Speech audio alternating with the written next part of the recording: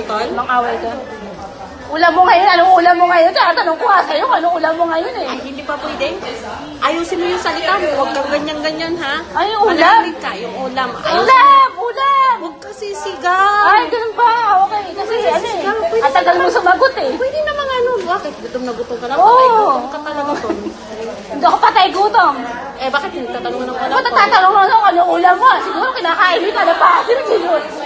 Yung kalapati mo, yung ano, yung inaadobo ko. Yung kaya pala yung kalapati ko nawawala kasi siguro yung inadobo mo na. Inadobo ko yun, tol. Ito na yun. Ito na yung inadobo mo. Alam pala kinain ko, may kalapati. Amoy kalapati. Kalapati. Amoy kalapati. Kumain ka naman, di ba? Mahal ko konti na pero kalapati ko kinain ko eh. Ano magreklamo Kaya pala kinain mga lasang kalapati.